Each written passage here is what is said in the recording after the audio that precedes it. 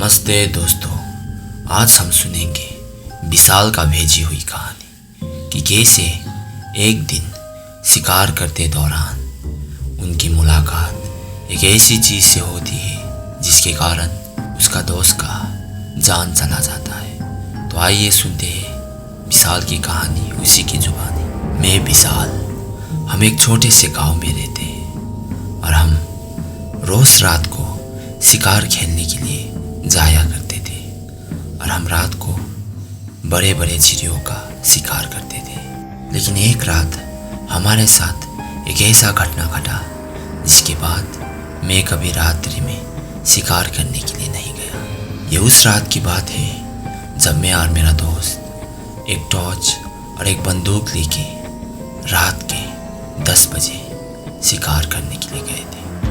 हम काफ़ी जंगल के अंदर आ चुके थे क्योंकि उसी घने जंगल के अंदर एक बहुत ही बड़ा पेड़ था जिसमें बहुत ही सारा चिड़िया रात के समय बैठता था और हम लोग उसी का शिकार किया करते थे।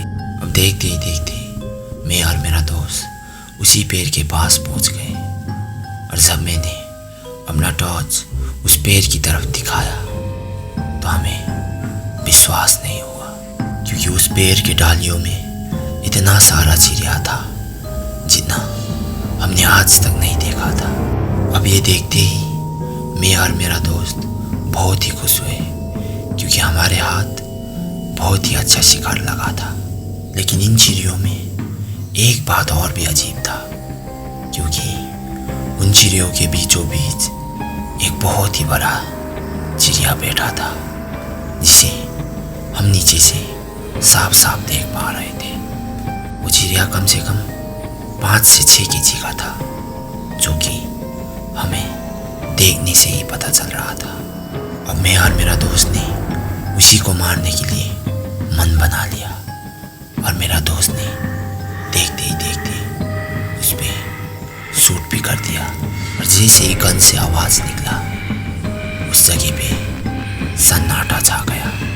लेकिन हमें किसी चिड़िया का आवाज़ सुनाई नहीं दिया मगर उसके बीच हमें एक आवाज़ सुनाई दिया जिसे सुनते ही हमारे रोंग पे खड़े हो गए क्योंकि अब उस पेड़ के ऊपर हमें किसी का हंसी सुनाई देने लगा। वो बहुत ही ज़ोर ज़ोर से हंस रहा था। अब देखते ही देखते सारा चिड़िया गायब हो गया और हमें वो चीज़ दिखाई दिया जिसकी हमने कल्पना भी नहीं किया था।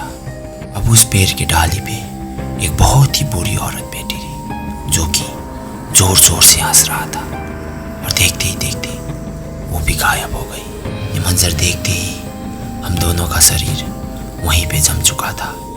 लेकिन कुछ देर बाद हम दोनों वहाँ से निकल गए। जैसे ही हम लोग घर पहुँचे मेरा दोस्त का हालत बिगड़ने लगा। उसे खून की उल्टियाँ होने लगी और हम लोग उसे हॉस्पिटल में लेके गए लेकिन उसका बीमारी का कुछ पता नहीं चला और 2 दिन बाद उसकी मौत हो गई और उस दिन से मैंने शिकार करना बंद कर दिया। सो फ्रेंड्स, होप आप सबको विशाल का ये कहानी पसंद आया हो तो हमारे चैनल को लाइक और सब्सक्राइब करना मत भूलिएगा क्योंकि ऐसे ही रियल कहानी हम लाते रहते हैं हॉरर 7 PM पे।